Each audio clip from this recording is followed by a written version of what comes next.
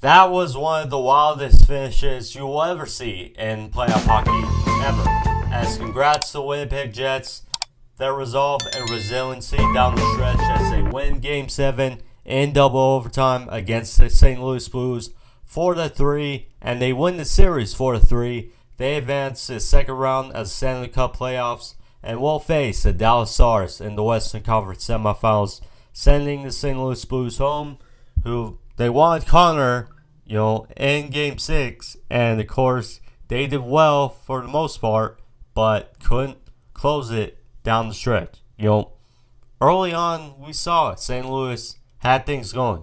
It was 2-0 going in the second after goals by Kyrou and Joseph, and then Connor Perfetti, the player of the game for Winnipeg, had his first goal to cut the deficit to 2-1, and then Fafska makes it 3-1 for St. Louis going in the third. And then with just over 2 minutes to go, yes, they had a 2-goal lead, but you got to finish in Game 7 on the road. And unfortunately, that did not happen, as Nemeskov scores the first of 2 needed goals, to cut the deficit 3-2. And then you think, okay, as time passes by, you think maybe St. Louis is going to hold on. No.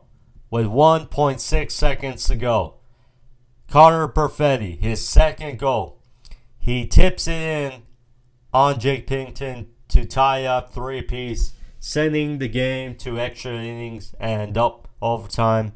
And after a scoreless first overtime, Captain Adam Lowry tips it in, and what you know, they win it 4-3. They pull off the comeback with just over a few minutes to go in regulation, and they win the series 4-3. Hats off as well to Connor Hellebuyck.